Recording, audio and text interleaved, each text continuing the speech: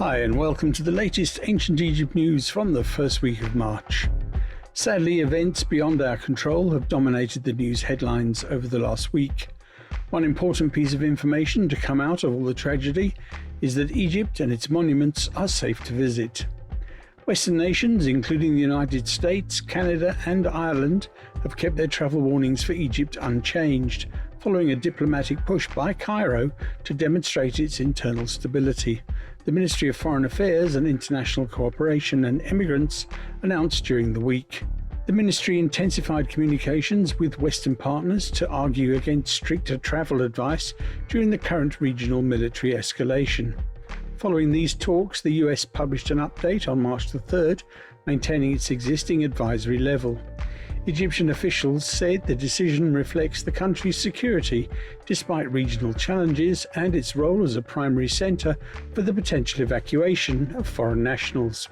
In a separate move to manage regional volatility, Foreign Minister Badr Abdelati held a series of phone calls with the foreign ministers of Saudi Arabia, the United Arab Emirates, Oman and Syria.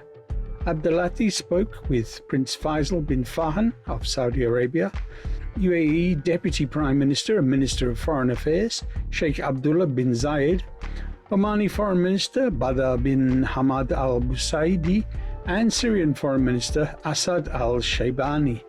Arab national security is an indivisible whole, Abdelati said, according to ministry spokesperson Tamim Khalaf. The minister reaffirmed Egypt's support for fellow Arab states and expressed a categorical rejection of any attacks targeting their territories or any justifications for violating their sovereignty. The ministers expressed grave concern over the military escalation and its impact on regional peace, warning that the widening conflict poses a direct threat to international security. The officials agreed to intensify consultations regarding future regional arrangements, stressing the need for a unified Arab voice to protect the interests and security of the region. On the consular front, Assistant Foreign Minister for Consular Affairs and Egyptians Abroad, Haddad Abdel Tawab El-Khouhari, held a virtual meeting recently with Egyptian ambassadors and consuls across the Gulf and the Levant. The meeting, held under the directives of Abdelati, reviewed the conditions of Egyptian expatriate communities. El-Khouhari discussed the role of a dedicated working cell and a 24-hour hotline established within the ministry to respond to inquiries and coordinate with diplomatic missions in the affected areas. As part of his visit to London, Mr. Sherif Fathy, Minister of Tourism and Antiquities, emphasised that Egypt's policy of organising temporary archaeological exhibitions abroad is not merely a cultural activity, but a strategic tool for innovative tourism promotion. He noted that these events serve as a window into the comprehensive development currently transforming Egypt's infrastructure and museums. Key statements by the minister included the power of cultural diplomacy. The minister described the Ramesses and the Gold of the Pharaohs exhibition as a successful model of Egyptian cultural diplomacy, highlighting the ancient civilization's unique ability to inspire and connect with people globally. A strategic call to action. Fathy explained that these exhibitions act as an open invitation to visit Egypt. He stressed that the message goes beyond displaying artifacts.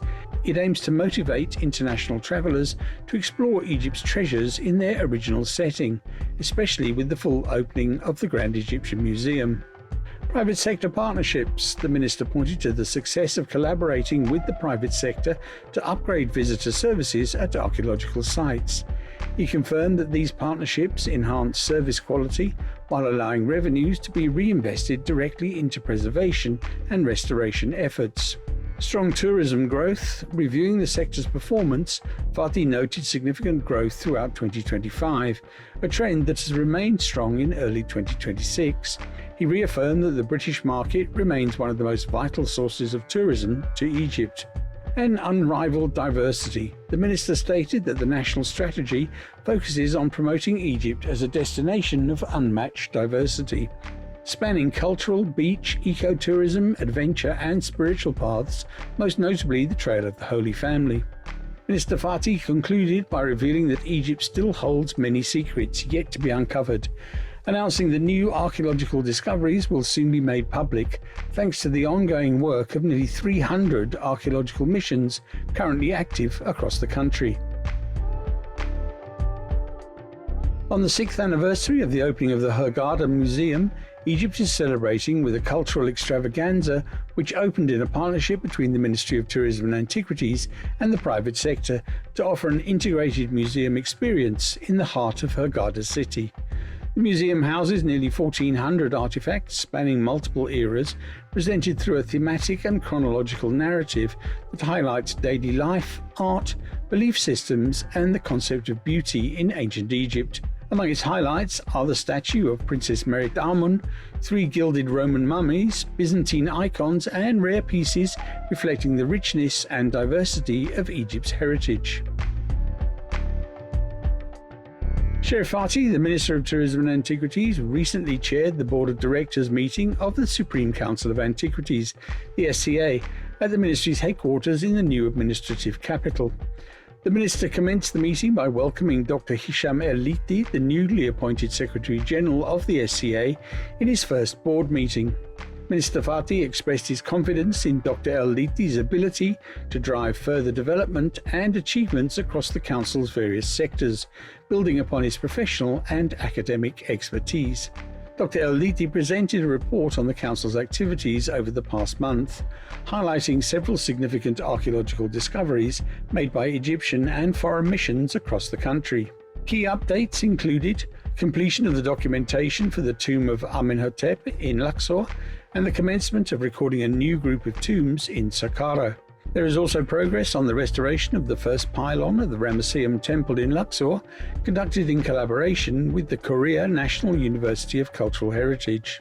The board approved the minutes of the previous session and reviewed the SCA's financial performance over the last quarter, noting a significant growth in visitor numbers and revenues across museums and archaeological sites.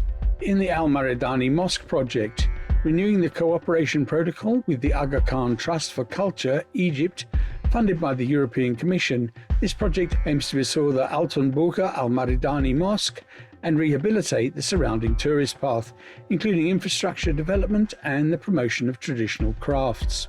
The Cultural Identity Initiative, approving a protocol with Oppo Mobile.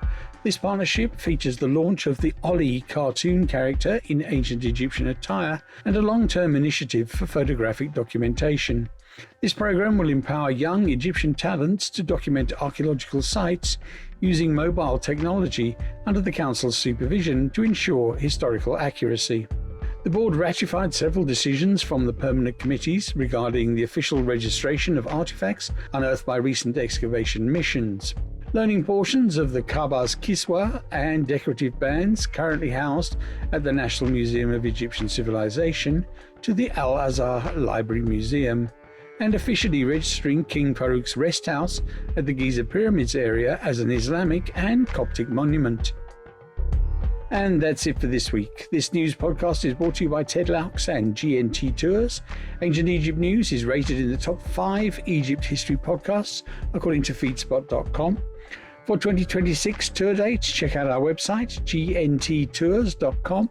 Follow us on social media. Thanks for listening to this episode. Please feel free to comment and share. Until next time, thanks again. Cheers. Bye-bye.